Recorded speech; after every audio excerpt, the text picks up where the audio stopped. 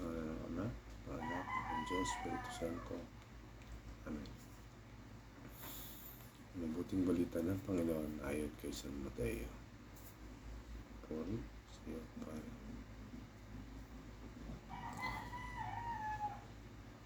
Noong panahong iyon, sinabi ni Jesucristo sa kanyang mga alagad,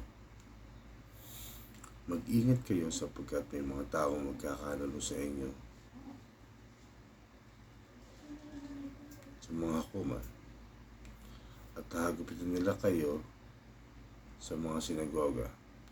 Dahil sa akin, ihaharap kayo sa mga gobernador at mga hari at magpapatotoo kayo sa harapan nila at ng mga hintil. Kapag nililitis na kayo, huwag kayong mabalisa tungkol sa sasabihin ninyo o kung paano ninyo sasabihin. Pagdating ng oras, ito'y pagkakaloob sa inyo, sapagkat hindi kayo ang magsasalita, kundi ang Espiritu ng inyong Ama ang magsasalita sa pamamagitan ninyo. Ipagkakanulo ng kapatid ng kanyang kapatid upang ipapatay. Gayun din ang gagawin ng Ama sa kanyang mga anak. Lalabanan ng mga anak ang kanilang mga magulang at ipapapatay. Kapupuotan kayo ng lahat dahil sa akin. Ngunit ang mananatiling tapat hanggang wakas ang siyang maliligtas. Mga kapatid, ang mabuting balita ng ating Panginoon. Pinupuri ka namin, Panginoong Jesucristo.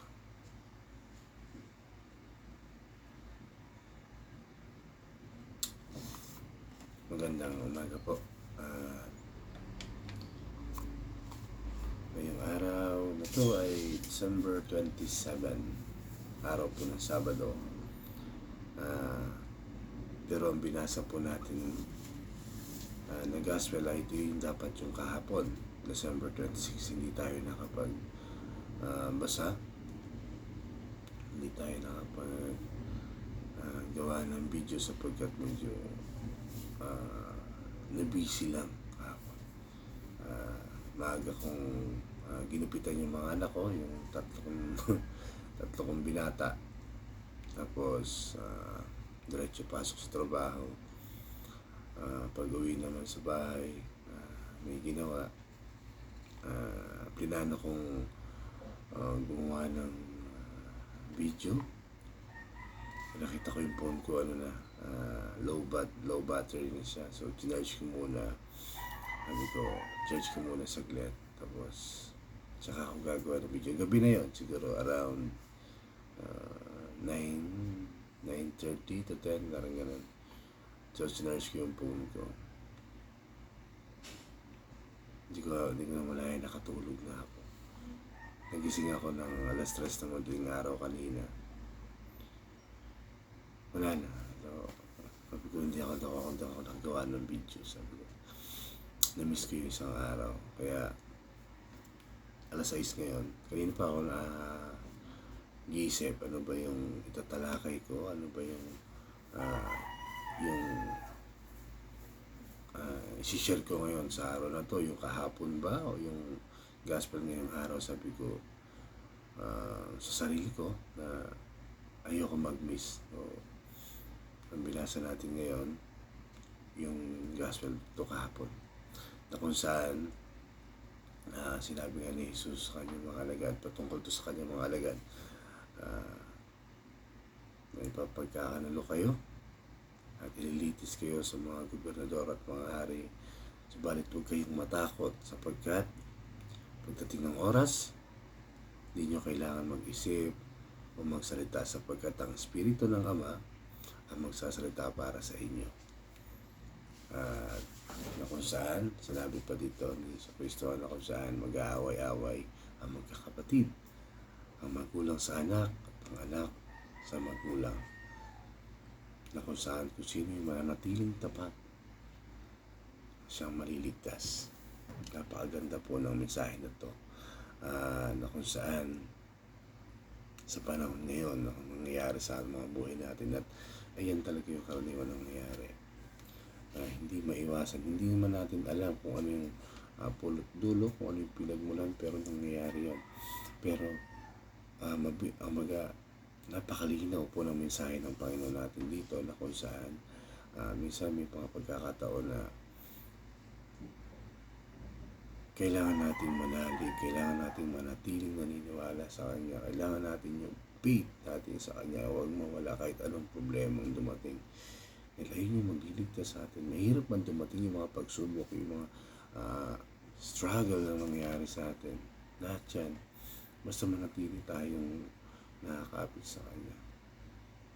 Ayun ang kailangan na natin gawin. Katulad ng Kanyang mga alagad na sinabi niya, huwag kayong magkalala dahil pagdating ng oras, ang Ama, ang Espiritu ng Ama mismo magsasalita sa inyo. Gayon din sa atin. Kung ano man yung dumadating at problema sa atin, huwag tayong masyadong mag-alala. Huwag natin masyadong isipin. Dahil nandyan si Ama, nandyan si Jesus Christ para sa atin, para susulbahin yung mga problema natin. Kung ano man yung mga nangyayari sa buhay natin, kung ano mga pasakit, hirap, bigati, kung ano man yan, karamdaman, sa pangangatawan ba, sa pananalapi ba, lahat yan may solusyon. Basta kailangan lang natin kumapit sa Kanya. Yun lang yung hinihingi niya, manatili tayo sa Kanya. Alam ko mahirap, alam ko hindi ganun kadali. Dahil ako minsan may tanong din ako, nag-question din ako sa Kanya, bakit nangyayari to, bakit nangyayari yan? Pero yung patuloy kong pagbabasa ng Biblia, marami akong nalalaman na hindi ko alam dati. Na kung saan kailangan ko talagang manalig sa Kanya. Minsan hinahayaan niya mangyari mga bagay na to para malaman niya kung hanggang saan tayo, hanggang kailan tayo, kung gaano tayo katatag, mananatili at kakapit sa Kanya, kung paano mo yung faith natin para sa Kanya. Hinahayaan niya yung mga pagsubok na yun, mangyari yun. Kung hanggang saan ba tayo.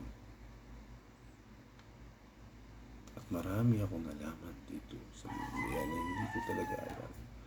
Sa storya pa lang ni Job, kung paano nangyari sa buhay niya, sa pamilya niya, sa kayamanan niya.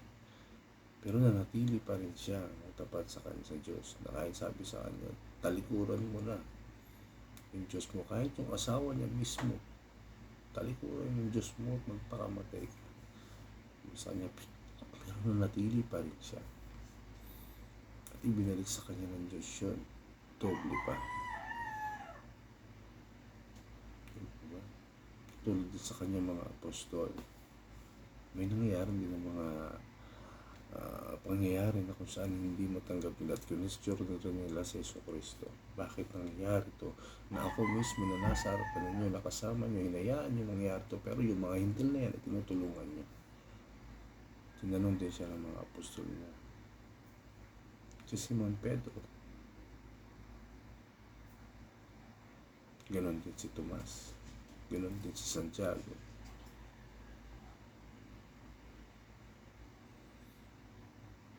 At ipinaliwanag sa kanila ni Jesucristo bakit ganon na nangyayari. Yung mismo mga apostol ng Jesus Christ ay nagranas ng ganon. Paano pa kaya tayo? Pero mas hindi tayo magiging mapalad kung pananatili tayo sa Kanya dahil naniniwala tayo sa Kanya kahit hindi natin siya nakasama, hindi natin siya nakita. Mas mapalad tayo.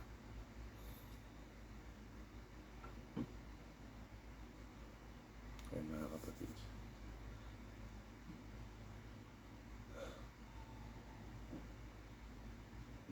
manatili po tayo sa Kanya. Yung paniniwala natin sa Kanya, pananampalataya natin sa Kanya. Ano mang hirap ang dumating sa buhay natin, ano mang pagsubok yan, kasama natin siya. At lagi natin siya makakasama. Dahil ayon ang Kanyang pangalan. Sumasa atin ang Diyos.